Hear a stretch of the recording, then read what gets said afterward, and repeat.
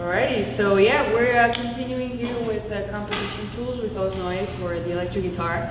And our third tool is going to be forms. Yeah, composing over existing forms. Basically what it means is composing over songs that was already written, meaning we're taking a standard, taking, I don't know, a classical piece, taking a Britney Spears song, I don't care really, as long as it's a form that was already been written. Existing yeah. Form of changes of forms. Yeah. And the reason that I like doing that, a lot of people have been doing it for years really, is because it gives you, like you're not sitting and looking at the walls going like, oh, what am I going to do now? You have some kind of structure of a tune. Mm-hmm. It could be a blues, it could be a rhythm change, it could be a Monk tune, it could be a Wes Montgomery tune. So you kind of have the chords and kind of the form, and then you can kind of do whatever you want with it. So I wrote a couple of blues tunes, you know, that are based over 12-bar blues, and you know, there's a song called Jelly Blue that I wrote that is basically a blues. I wrote a song called Slow Grease that's a blues. That's kind of a, you know, when you write in a blues, it's really simple. It's a 12-bar blues. You can't, you know, you can change the chords, you can change things, but it's pretty, you know, it's pretty simple in terms of, you know, kind of what you're gonna get. You already have the shape. Yeah, exactly. You know, to deal with. You can change, but there's something already. Yeah, and then there's a song that I wrote on my hard record again that's called Downside Up, and that's basically a rhythm changes. And it's a weird rhythm changes because I had a vamp, and then I went to the changes of the rhythm changes for the melody, and then I came back to the vamp and came back to the changes of the melody, and then when I went to the B part, it was this tempo change where I was playing this kind of line around it.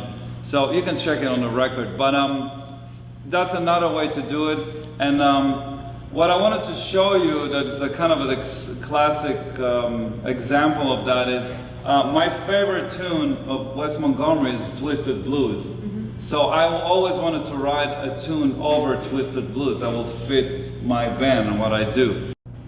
The first thing I did was, again, try to find a vamp that will kind of fit those chords and will get me inspired. So I don't know how I came up with this, but this actually kind of came up, it's like a mix between a bass line and a guitar line. But I was thinking about the chords of what would be the vamp is G flat to G, because that's what the Wes Montgomery thing is.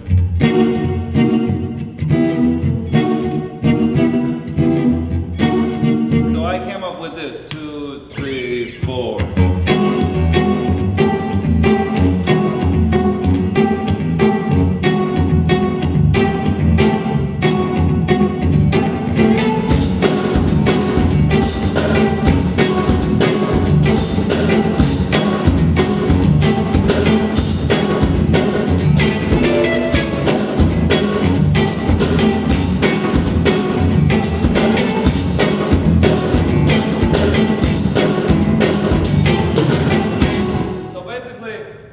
If they play this groove now, I can still play the Wes Montgomery line on top of it. It'll just sound like I put a groove over the Wes Montgomery tune. So 2, 3, 4.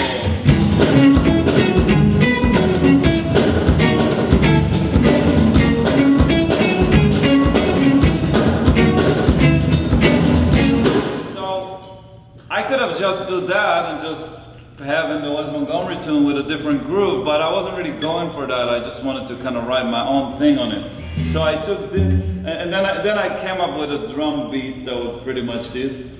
And then I started to develop it. Now there's many ways that you can develop and write a tune over an existing form. One way is to just write exactly what's on the form, like you already have the chords, you know, G flat, G flat, then it goes to the second part, and then you just write a different melody over it.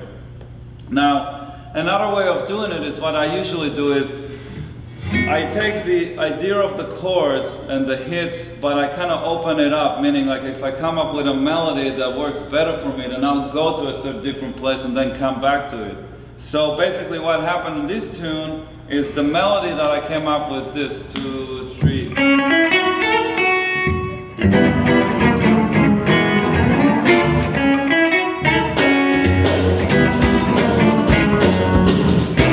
So then I went to the 4.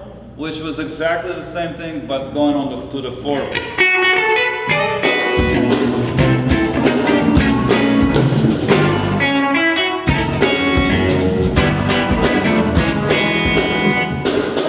Yeah, okay, now we get into this. So basically what I did, I took the idea that I had and I kind of stretched it out from the original West Montgomery form. And now when we got to this point, I played this. Which is the West Montgomery, that's out of the West Montgomery thing, really. You know? So you see how I kind of mix them together.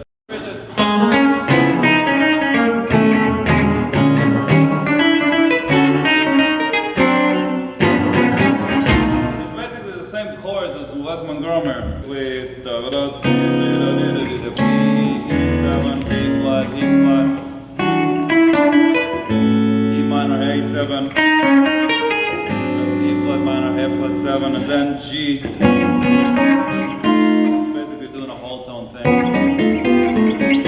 So that's a perfect example of basically taking the changes, but putting different kicks in them and kind of change them around, but it's still the same, it comes from the same tune, Yeah, so like being inspired of other exactly, music, yeah. and there's this like a lot of advantage for learning things. I won't say copying, but learning things from other tunes and then using it down the road, which is something that we've been doing throughout all of music's evolution, I think. Plus, the other thing that's really important in this is you're not in the dark anymore. You have something to work off. Mm-hmm. You don't have to invent something new. It's already there. You just have to kind of make it your own.